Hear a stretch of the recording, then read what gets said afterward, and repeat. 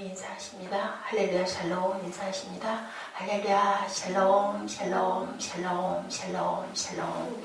하나님 사랑합니다. 여러분 주 안에서 사랑합니다. 이제 아사가 유다 왕이 되죠. 아버지가 돌아가고 아사가 왕이 되는 이야기가 14장 1절부터 15절까지 나와 있습니다.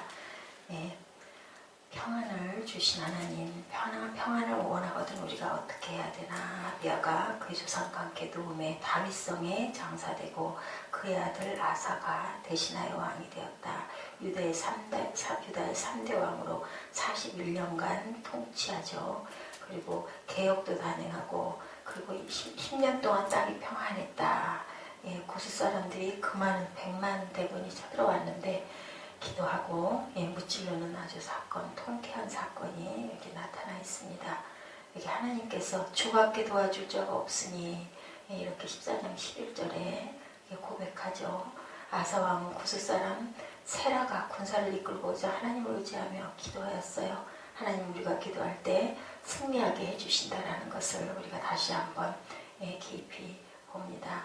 아말렉과의 전쟁에서도 그랬죠. 모세가 손을 올리면 이기고 내리면 지는 역사가 출애굽기 17장 8절에서 16절에 나와 있습니다. 아론과 훌이 한 사람은 이쪽에 한 사람은 저쪽에서 모세의 손을 붙들어 올렸더니 이 손이 해가 지도록 내려오지 아니한지라 붙들고 있으니까요. 여호수아가 칼날로 아말렉과 그 백성들을 쳐서 무찌르니라. 모세가 제단을 쌓고 그 이름을 야훼 니시라 하였다.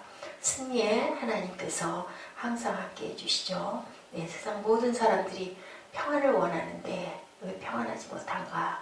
마음에 근심이 있고 아니면 마음에 그 근심이 또 이유와 원인은 뭔가 우리 마음 안에 욕심이 어저께 요즘에 계속 우리 보라자매 그 봉투 쓸 때 보면은 탐욕을 얘기를 많이 해요. 아마 어머니 목사님이 자꾸 그 얘기를 하시고 타이르시고 기도하시는 것 같습니다. 맞습니다.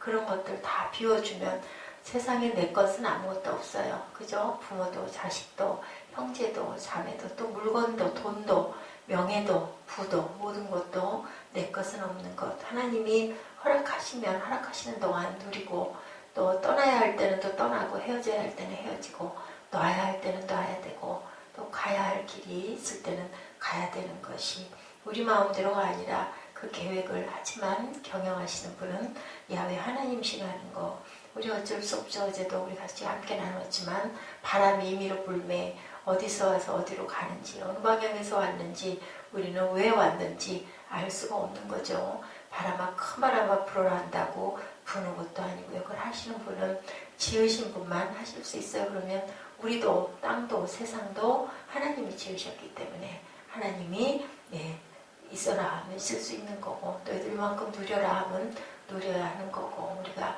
태어남이 하나님께서는 우리를 지으시고 나서 바로 안식하셨어요. 일하라고 태어나게 하신 게 아니라 하나님을 찬양하라고 경배하라고 태어나라고 하신 거예요. 우리가 평안하지 못한 모든 이유들은 불안함 가운데 불안은 또한 우리가 탐욕들을 가지고 있고 하고자 하는 것들이 있는데 이걸 놓치면 어떨까 이걸 뺏기면 어떨까 이런 마음 때문에 불안한 거죠. 평안을 얻으려고 사람들은 하나님을 이용할 때가 너무 많습니다. 예수님을 내 기준에다 맞추려고 내 마음대로 움직이려고 조종하려고 하는 경우들이 너무 많죠. 대학을 가면 평안을 얻을 것 같아서 하나님에게 대학을 가게 해달라고 기도하죠.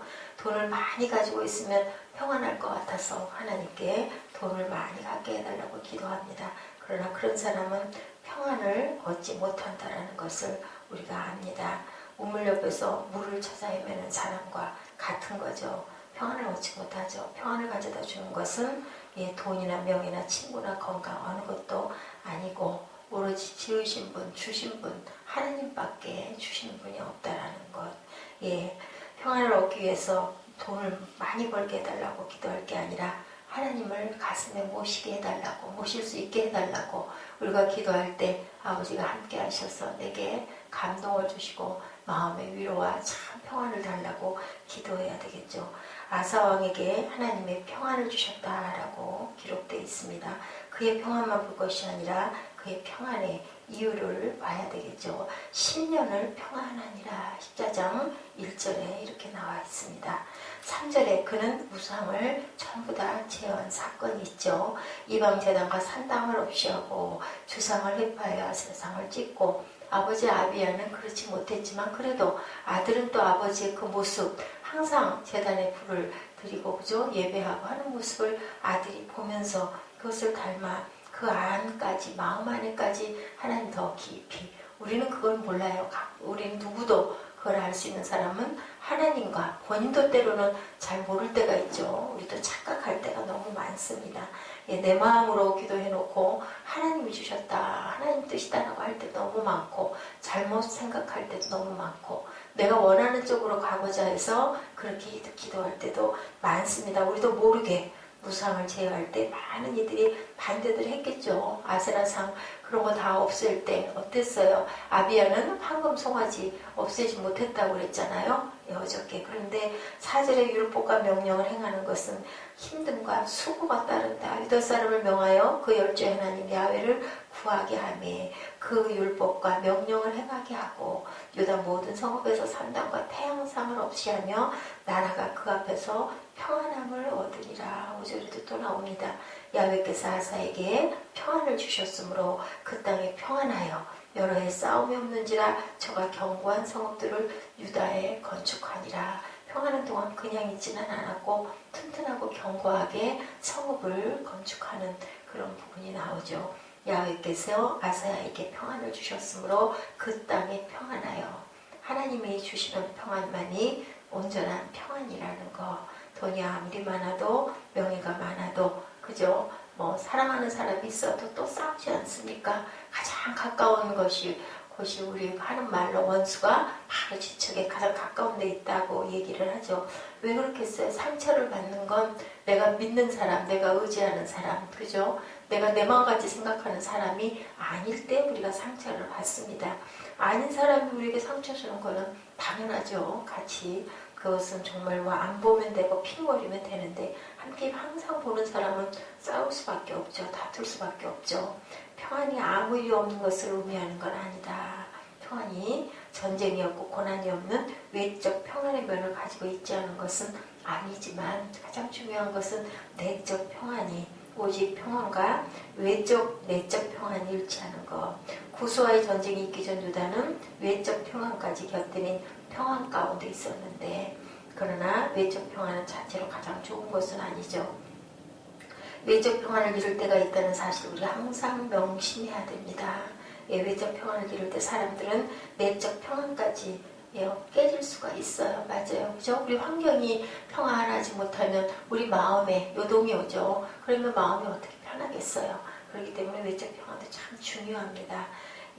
평안이 영원한 것은 요단강 건너에 어디? 천국의 삶. 그죠? 그런데 우리가 땅에서 천국을 이룰 수 있는 우리들이 되어야 하는 것은 오직 어디에서만? 예배에서만 이루어질 수 있어요. 그렇게 했을 때 우리 마음에 성령께서 감동을 주시고, 우리가 은혜를 듬뿍 받으면 그래도 솟사오니 하는 마음이 나오고 기도가 나오고, 이렇게 펑펑 눈물 좀 쏟고 나면 마음이 잔잔한 호수같이 또다시 출렁거릴지라도 그때만이, 그죠? 평안하고 좋죠. 구스사람의 침입은 유다의 외적 평안이 깨지는 역할을 했지만, 그것 때문에 유다는 하나님을 더 부르짖어 찾을 수 있었다. 우리가 온전하고 너무너무 편안하고 좋을 때는 넉넉하고 넘치고 필요한 것이 아무것도 없으면은 솔직히, 그죠? 그냥 하나님 감사합니다. 그냥 그렇게 되지. 그렇게 막 부르짖어 기도는 안 되지 않습니까? 그렇기 때문에 우리가 문제를 당했을 때, 이렇게 아사왕이 평안한데 그 많은 사람이 몰려왔을 때 어땠겠어요? 아사가 너무 많이 놀라기도 하고 당황하기도 했을 텐데 의연하게 대처하는 부분이 나와 있죠. 11절에 하나님께 부르짖죠. 힘이 강한 자 약한 자 사이에 주밖에 도와주리가 없사오니 우리 하나님 야훼여 우리를 도우소서. 우리가 주를 의지하며 주의 이름을 의탁하고 이 많은 무리를 치러 왔나이다. 야훼여 주는 우리 하나님이시오니 원하건대 사람이 주를 이기지 못하게 해달라고. 기가 막힌 기도를 하는 거예요. 예, 우리는 그냥 하나님 거라는 거죠. 하나님 거. 나는 그냥 나지만 사실은 내가 아니고 내 안에 예수가 계시니까 나는 조그마한 예수입니다 하고 고백을 하는 부분이에요. 이렇게 고백할 때는 사람 마음에는 뭐가 있을까요? 양심이 있는데, 그죠? 이렇게 고백할 만 해야 고백을 하지, 아닐 때는 아마 정말로 부르짖어 기도하기는 어려울 건데, 이렇게 기도해서 하나님께서 그날 사면 모든 성읍 백성을 두렵게 하셨다. 우리가 그의 모든 성읍을 치고 그 가운데 있는 많은 물건을 노력하고 짐승 지키는 천막을 치고 양과 낙타를 많이 끌고 예루살렘으로 돌아왔더라. 한 사람도 남은 사람이 없이 그 많은 사람들을 다 무찔렀다라고 도망하고, 13절에 고수사람을 추격하여 그랄까지 이름에 엎드러지고 살아남은 자가 없었으니 이는 야훼 앞에서와 그의 군대 앞에서 패망하였습니다. 와가지고 이렇게 하고 가니 노력할 물건은 또 얼마나 많았겠습니까? 오히려 가만히 앉아있는데 와가지고 싸움을 걸어가지고 많은 것들을 얻을 수 있는, 그렇지만 참 그 백성들이 얼마나 불안하고, 또 아무리 그렇다 하지라도 하나도 안 죽지는 않았지 않겠어요? 싸움을 전쟁을 했는데 피가 나갈 됐겠죠. 외적 평안의 깨짐이 그들이 하나님의 인도하심을 더 강하게, 우리가 사건을 만나서 그것이 잘 다스려지고 마무리가 되고 나면은 옛말을 하면서 아이고 우리는 그때 그랬었는데 정말 하나님이 도우셔서, 이런 얘기들을 참 많이 해요. 그죠? 그들에게 외적 평안은 어떻게 했을까? 다시 돌아온 거죠. 요한복음 20장 19절에서 22절, 시편 122편 1절에서 9절에 나온 말씀입니다. 이날 곧 안식 곧 첫날 저녁 때 제자들이 유대인들을 두려워하여 모인 곳에 문들을 닫았더니 예수께서 오사 가운데 서서 가라사대 너에게 평강이 있을지어다. 예수가 부활하고 나서 오셔가지고, 그죠? 제일 먼저 말씀하신 게 평강이 있을지어다. 샬롬 하고 인사하셨죠. 이 말씀을 하시고 성과 옆구리를 보이시니 제자들이 주를 보고 기뻐하더라. 돌아갔는데 다시 오셨으니 얼마나 감격하고 감동하고 정말 눈물이 쏟아지고 기뻤겠습니까? 예수께서 가라사대 너에게 평강이 있을지어다. 아버지께서 나를 보내신 것 같이 나도 너희를 보내노라. 이 말씀을 하시고 저희를 향하여 숨을 내쉬며 가라사대 성령을 받으라. 성령이면 하나님의 영인데, 그죠? 그러면 하나님의 영이 우리 안에 거하시면 우리가 뭐가 그렇게 부럽고 뭐가 그렇게 두려울 게 있겠습니까? 영국의 종교개혁자 리들러는요, 메리왕 1세 주교와 함께 화채론적 성찬을 부정했어요. 혐의로 체포되어서 런던 탑에 투옥되었다가 옥스퍼드에서 레미티와 함께 화형되었는데, 그 전날 밤 그의 동생을 찾아와서 그 밤 동안 위로하며 같이 지내자고 그랬어요. 동생이. 그때 리들리는 그것을 거절하면서 말했다고 합니다. 나는 오늘 밤 평안히 자고 내일 순교하겠다. 놀라운 사실이죠. 어떻게 평안하게 있다가 죽을 수 있을까? 그게 우리는 못해요. 하나님이 힘주시면 할 수 있어요. 우리 생각해보잖아요.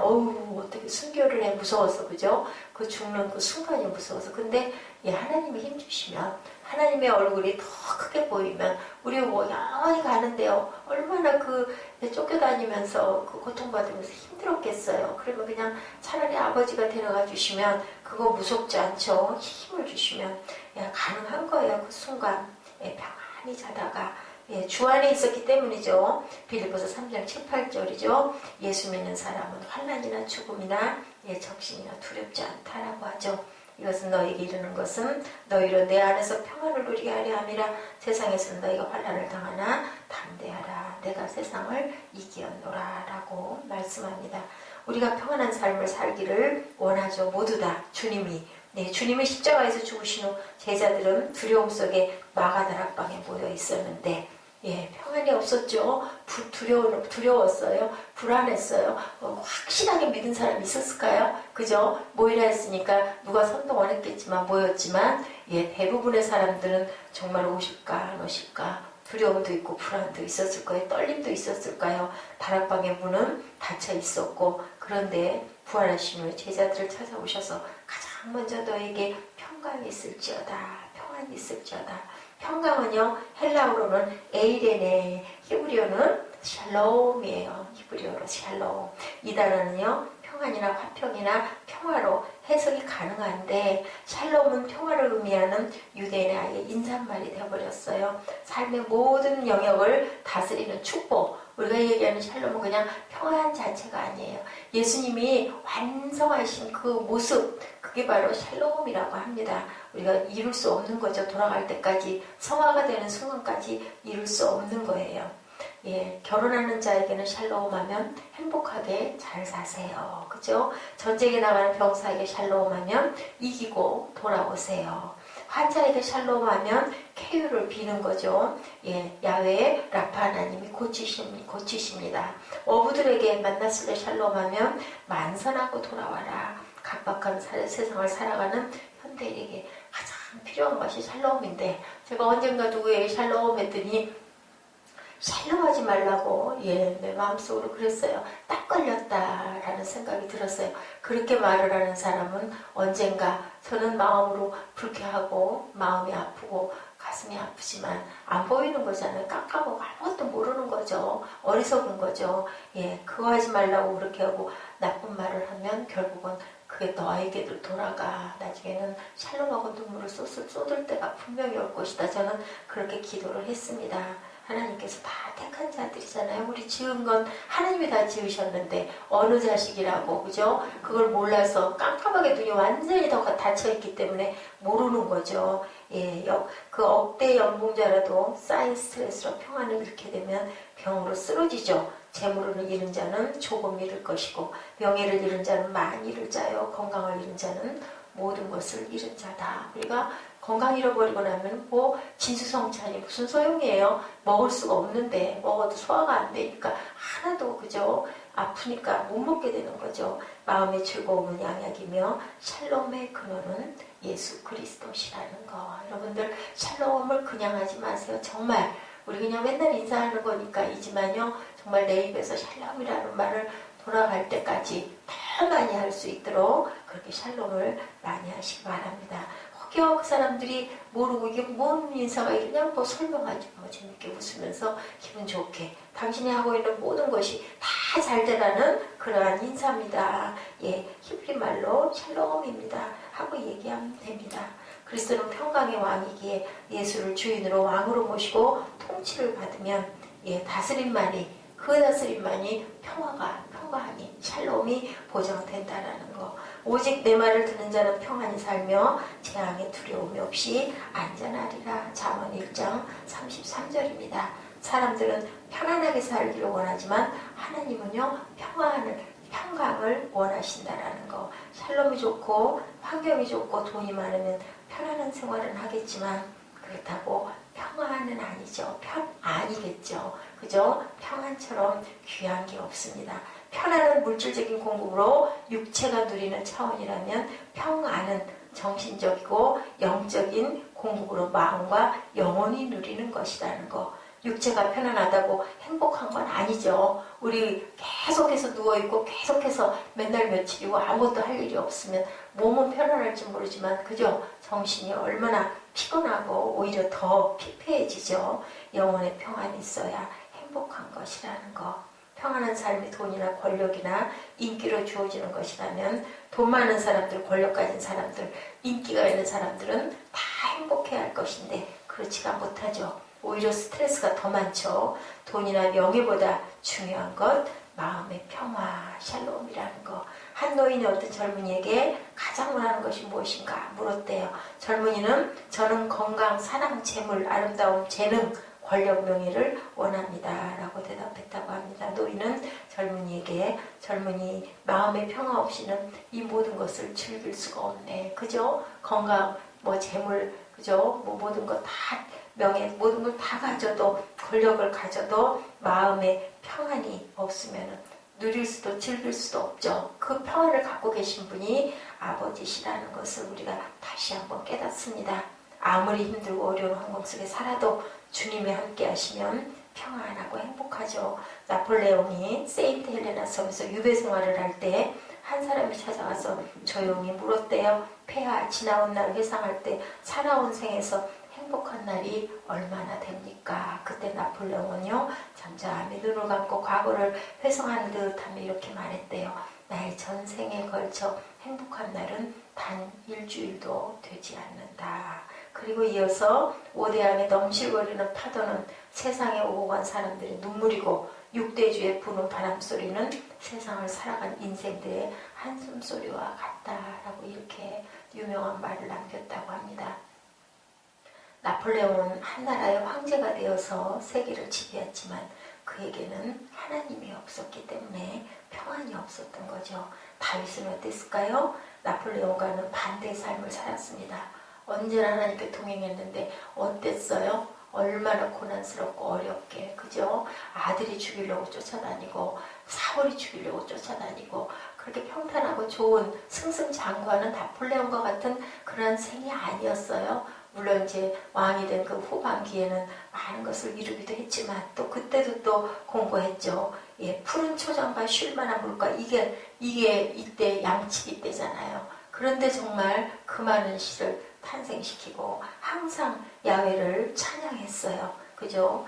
예, 그의 인생은 정말 평안한 인생이었다고 보는 거죠. 왜냐하면 외적으로는 그렇게 쫓겨다니면서도 하나님께 모든 것들을 항상 구하고 기도하고 때로는 그죠, 불안하다고 막 그냥 사정을 하기도 하고 내 원수를 이렇게 꾸짖어 달라고도 막 얘기를 하면서 감사하면서 그렇게 갔던 그런 삶. 예, 시편 4편 7, 8절 주께서 내 마음에 두신 기쁨은 그들의 복식과 새 포도주가 풍성할 때보다 더하나이다. 내가 평안히 눕고 자기도 하리니 나를 안전히 살게 하시는 이는 오직 야훼신이다 라고 고백합니다.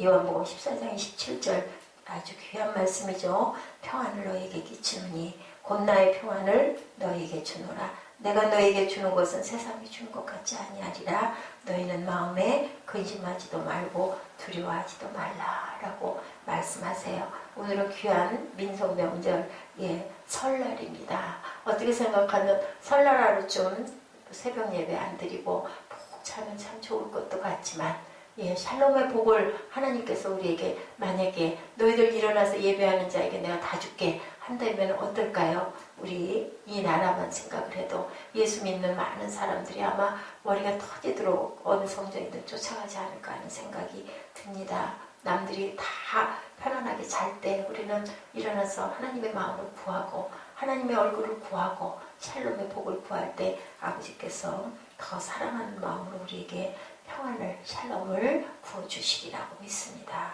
오늘 귀한 하루, 복된 하루, 정말, 예, 가족과 함께 기쁜 하루, 그동안 못 나눴던 담소도 많이 나누고, 예, 또한 생각하고 싶은 사람들, 기억하고 싶은 사람들에게 안부도 전하는 그런 조금은 여유 있는 그런 하루, 기쁜 하루, 또 맛있는 것도 많이 드시는 하루 되시기를 주님의 이름으로 축복합니다. 기도하시겠습니다. 평안을 너에게 끼치노니 곧 나의 평안을 너에게 주노라. 내가 너에게 주는 것은 세상이 주는 것 같지 아니하니라. 너희는 마음에 근심도 말고 두려워도 말라.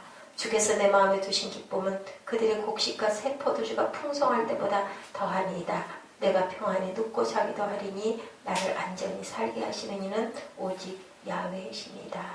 이러한 고백이 저희의 고백이 되게 하시고 저희의 일상이 되게 하시고 저희의 영혼이 되게 하여 주옵소서. 감사드리옵고 예수 그리스도의 이름으로 감사하며 기도드렸습니다. 아멘. 하늘에 계신 우리 아버지시여, 이름이 거룩히 여김을 받으시오며 나라의 마옵시며 뜻이 하늘에서 이룬 것 같이 땅에서도 이루어지이다. 오늘 우리에게 일용할 양식을 주옵시고 우리가 우리에게 죄 지은 자를 사하여 준 것 같이 우리의 죄를 사하여 주옵시고 우리를 시험에 들게 하지 마옵시며 다만 악에서 구하옵소서. 나라와 권세와 영광이 아버지께 영원히 있사옵나이다. 아멘. 할렐루야.